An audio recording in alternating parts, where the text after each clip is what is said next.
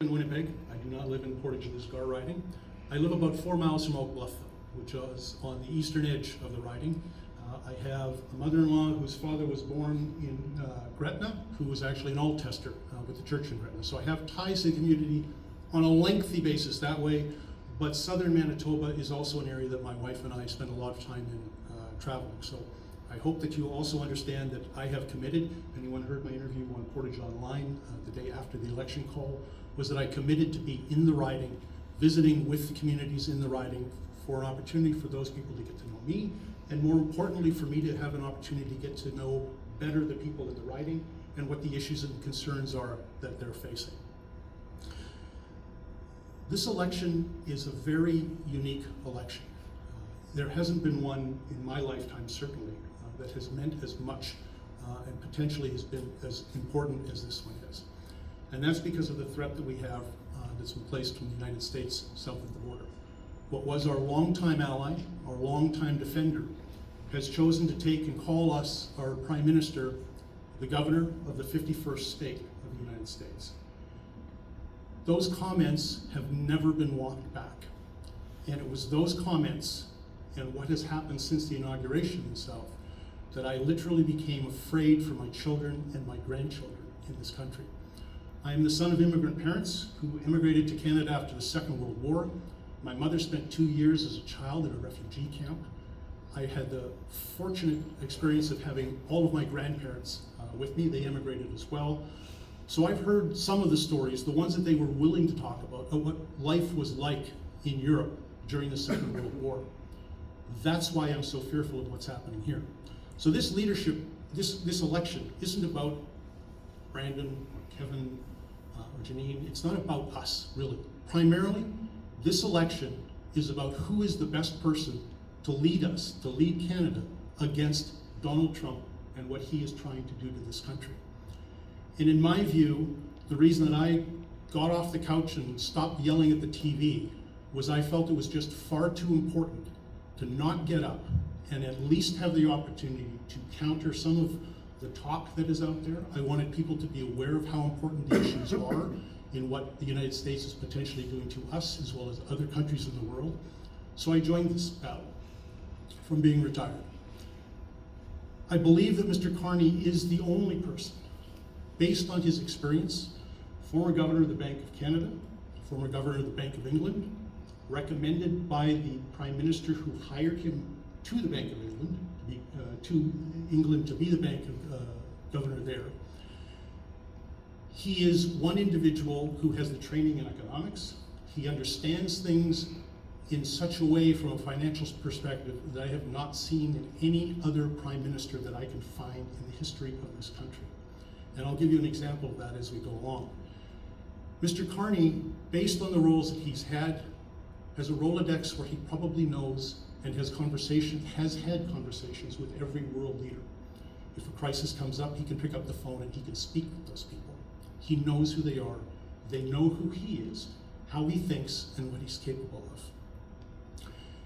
We recently had the United States throw tariffs on every country in the world. Mr. Carney refused to speak to Mr. Trump until he, in Mr. Carney's word, showed the respect of our sovereignty and stopped referring to us as a 51st state. Mr. Carney then took a flight to the European Union to visit with leaders there, leaders of Australia and Japan.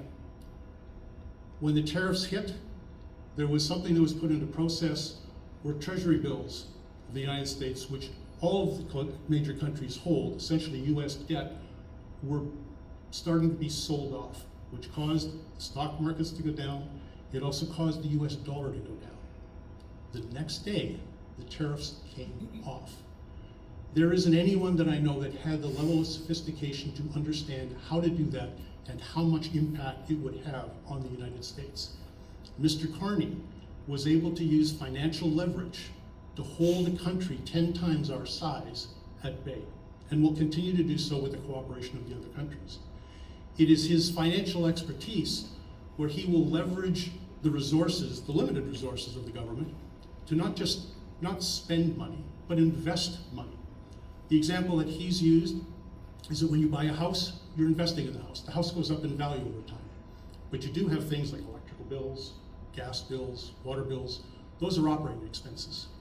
What Mr. Carney has pledged to do is to lower those operating expenses, invest in the economy by removing interprovincial trade barriers, removing the barriers that allow for the free movement of skilled workers, of healthcare workers, not only to move between provinces, but also streamlining the processes which would allow us to recruit doctors and nurses from outside this country to come and work here, as well as other skilled workers. Mr. Carney, in less than 35 days, developed the platform for the party. This is 67 pages long. This was done the whole time he was campaigning for the prime ministers. It's the only plan, really, that we've seen that has as deeply thought out in terms of all of the areas that he wants to address. He wants to address bail. He wants to address, and bail, of course, is a very large degree of responsibility of the provincial government and Crown prosecutors. But he wants to also look at having life sentences be consecutive, not just concurrent. He wants to build us into an energy superpower. He's talking about having new pipelines, ways to export our oil outside of Hudson's Bay, as well as getting an energy corridor of hydroelectricity for the east-west corridor that has long been talked about. He is working to unite this country with all of the provincial leaders, although there are one or two that seem to be a little bit resistant to that idea, but even Quebec is starting to see some light. Mr. Carney wants to unite us, bring us all together, the same way that when the tariffs hit Canada, all Canadians, without having to be told, understood what they needed to do. They stopped buying American products. He wants to build this country the way the country started to build when we built the railways, when the settlers broke the soil here in the prairies. Nation building. That's what he wants to do. I will be a voice for you, though I am a Liberal.